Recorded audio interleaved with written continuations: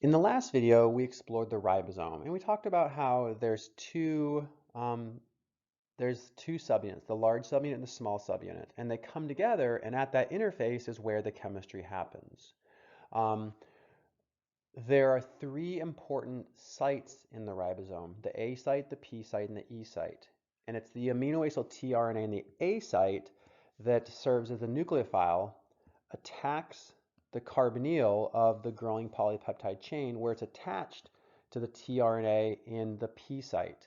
And that leads to, right, the cleavage of this ester linkage.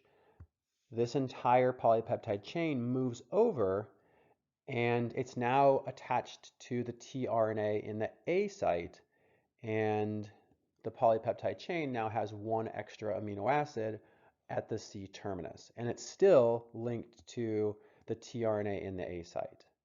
In this video, we're going to explore the steps in a little bit more detail, and we're going to start by talking about initiation.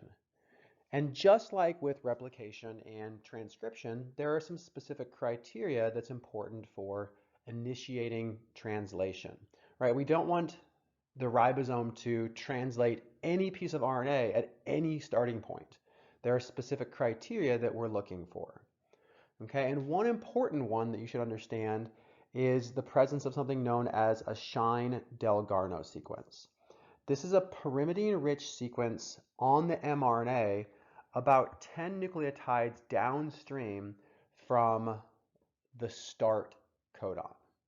Okay, this sequence that's pyrimidine-rich will base pair with a purine-rich sequence present on the 16S ribosomal RNA.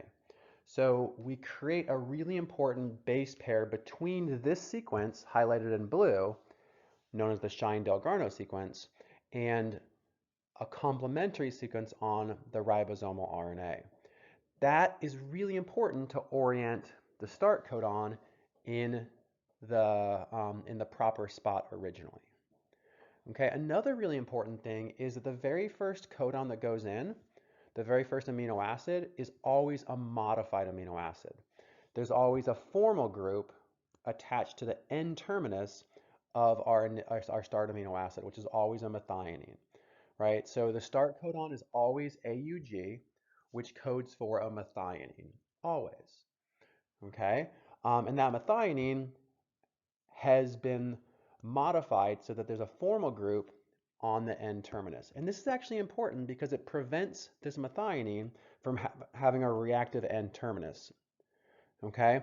There's also a specific tRNA that recognizes this N-formal methionine. So this specific tRNA is paired with this modified methionine, okay? And this is the very first amino acid that's always put on to bacterial proteins.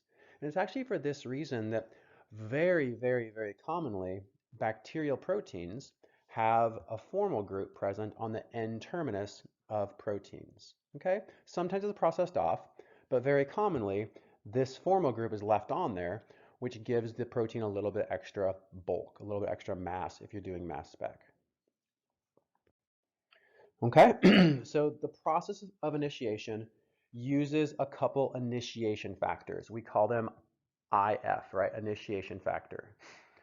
So the idea here is initially, before translation begins, before the mRNA has come in, the 30S and the 50S subunits are separated. This protein IF3, this initiation factor, prevents them from assembling. Okay? The formulated methionine, which is bound to the tRNA, which we see here, it's complexed with initiation factor 2. Okay, so there's this complex of the tRNA that looks for the start codon, along with already partnered with the formal methionine bound to another initiation factor, and that initiation factor is also coordinated to a GTP. This entire complex comes in and it will then interact with the start codon. Okay, the mRNA is already oriented properly on the small subunit because remember the small subunit has the sequence that partners with the Shine-Dalgarno sequence. So that has already happened. Okay.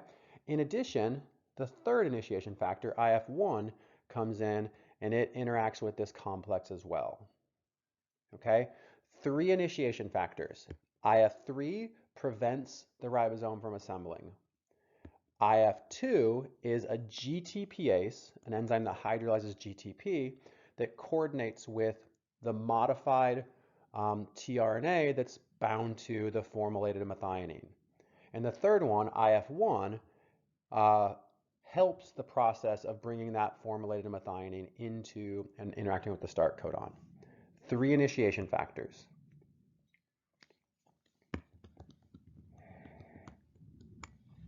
Okay, in the next step, GTP gets hydrolyzed. Okay, so GTP is hydrolyzed to GDP, and that process is what triggers the entire initiation complex to fall apart. So once GTP gets hydrolyzed, all of this falls apart, and the 50S, the large subunit, comes in. The initial codon, so the initial tRNA, our formulated methionine tRNA, is initially present in the P site. That's important to remember. The first codon goes into the P site when the entire ribosome is loaded together. Okay?